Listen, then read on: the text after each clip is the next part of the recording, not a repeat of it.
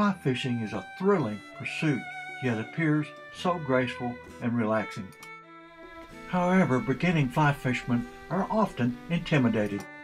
One wonders then, how do you get to the point of wielding the rod gracefully and yet be able to catch fish? Intimidation need not be a factor, says fly fishing guru Damon. With a little instruction, fly fishing is relatively easy to learn, and the rewards far outweigh the efforts. Hi folks, welcome back. It's Damon Spurgeon with Outside Again Adventures TV, and we got some special guests today. Today we're south of Salem at Montauk State Park. I'd like to introduce, this is Bree Hodge and this is Justin Hodge. Both have expressed interest in fly fishing, so it'd be a perfect time to kind of go over the standard cast, kind of the generic cast that we'll be using today, what to use, how to use it, all that good stuff. So stick with us.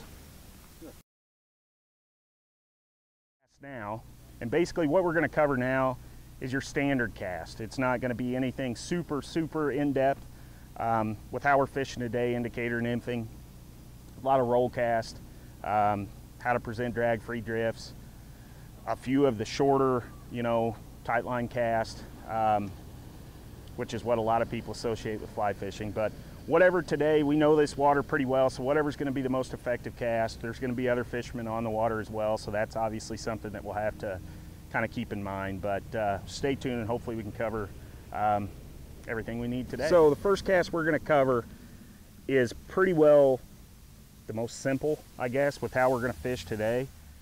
And it's just going to be, if you want to, go ahead and get, say, this amount of line out, roughly 10, 11 foot. Basically, all this cast consists of the same scenario. We had that rig set up, we had our indicator, we had our dropper rig, okay? So all you're gonna do, and if you're right or left-handed, obviously I'm right-handed, so I'm gonna try to keep it as simple as possible, okay? And you're just gonna go forward like that. So whenever it's back, and it's harder with just straight fly line on there, but say you're making your drift here, and if the fish are at the end of my fly line, which is roughly 20 foot in front of me, fish. If the water's coming from up here, Bree, to your right, it's flowing towards Justin to the left, essentially what's going to happen is if your indicator's the end of my fly line, this water's going to be pushing this line this way, okay?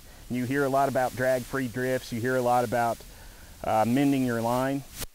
What that means is you're going to try to keep this line back up. So if the water's coming this way, you're going to keep this line back up this way, okay? And the best way to do that is you can do it a variety of different ways, okay?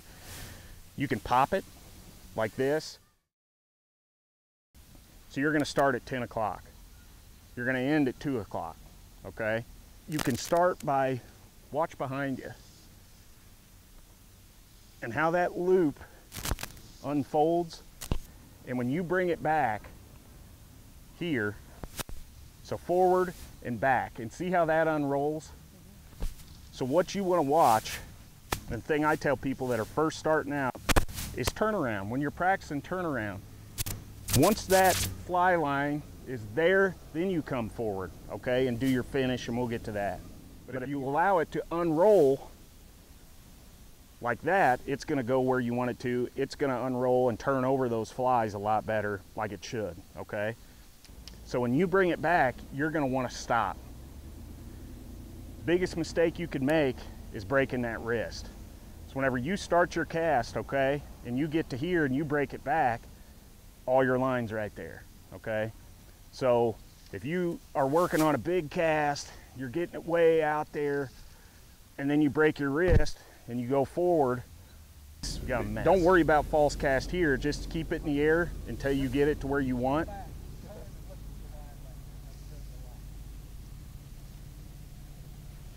So if you're back, it unrolls, you want to come forward. Comes back, it unrolls, you want to come forward, okay?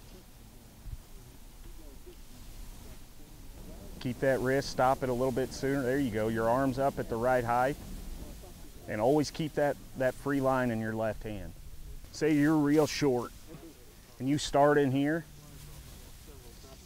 See how I'm giving it a little bit of line each time? Speed, speed. Okay, I'd like to basically hit on some of the subsurface flies that we're looking at here.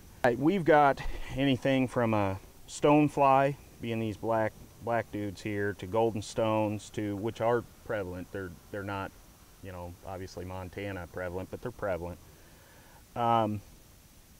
We've got brassies, which it's a good, really good still water pattern to represent a midge or whatever, and you can see these pretty well in any fly shop we have around here. Soft hackles, which can represent a variety of things, and basically it's more of a cripple. Have you heard that?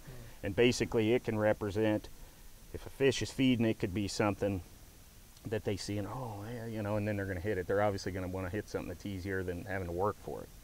A good way I like to use those is like you and I just talked about with the amnesia, 6-8 inches off, perfection loop, one end to the fly line, and then I'll take straight tippet. The lighter the tippet, the better. Sometimes I'll even use mono. And the reason I use mono, or 2-pound maxima, is your monofilament's not going to sink as fast. It absorbs water, and over time it will, but the cutting ability of that monofilament compared to fluorocarbon it's not even close. That fluorocarbon's going to cut through the water a lot quicker than your monofilament because of diameter difference. Okay, so I think we've pretty well covered. We've covered a lot of material, a variety of flies, and again, my specific favorite rig. It's not necessarily the gospel, but it's what I found to be the most effective. Damon spent an hour with Bree and Justin going over the basics. Now it's time to rig up and head to the water. Just let go of that line and pull up. Being a coach herself, Bree learns quickly. That's good, Bree. About 3 foot off your reel there. Right now? Yep. And one more pull. And then work, just roll cast, bring that back like this. And then roll cast forward, give yourself some line, roll cast forward. And you'll want to be 30 degrees up here, and then pick that rod tip up and bend your line back, because the whole thing is you don't want your line in front of your indicator. I'd get out there a little bit further, right where that chalk turns to the green, and then give yourself more line. There you go. Now mend that line back, and then just let it float from there out. Way in all the way up to about 1 foot, because I think they're transitioning back and forth. There's a wad of them in there though.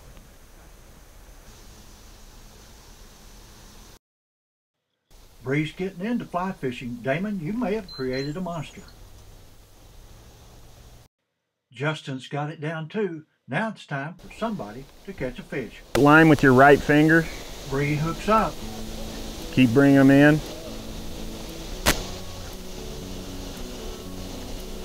And just slow down, let him work himself out. And give him line when he runs. Different feel, isn't it, whenever you got on a fly rod?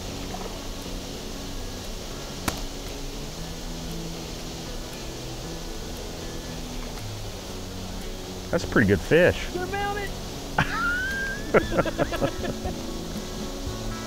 Wonder which fly he did. Looks like the scud.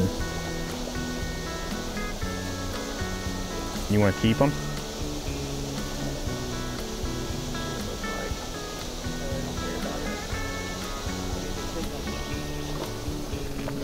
Yeah, that's a good fish.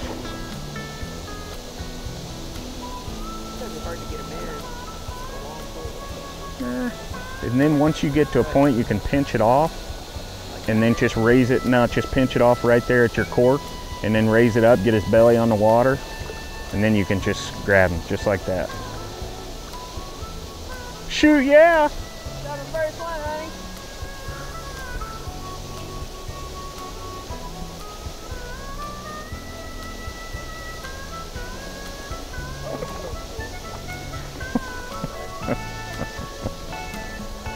Here's that.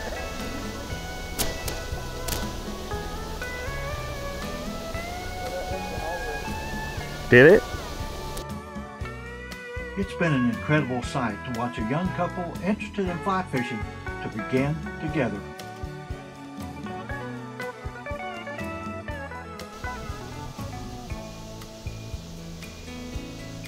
Jig it. Let that current take it. But whatever you do, keep it in succession.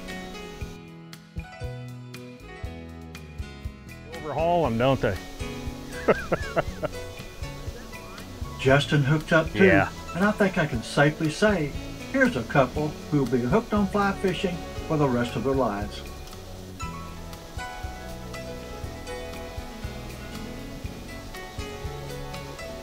That's a pretty fish. Uh-huh.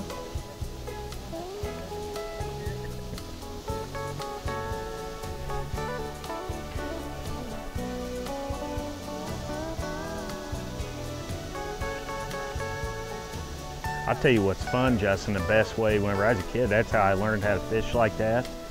And I had a farm pond that was 4 foot deep at the most and had crappie in it and stuff and would fish those unweighted woolly worms.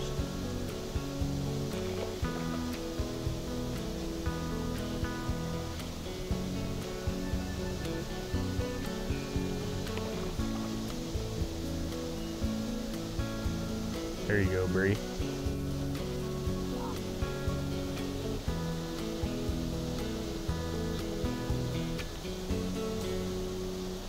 That's a pretty good fish, you know what?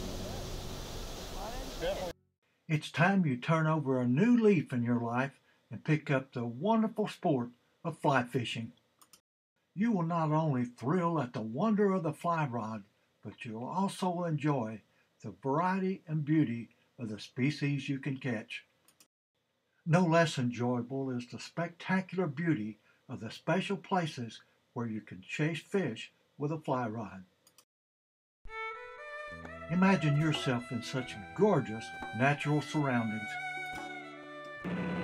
And there's no end to the destinations that you can travel to between Alaska and Mexico to enjoy fly fishing.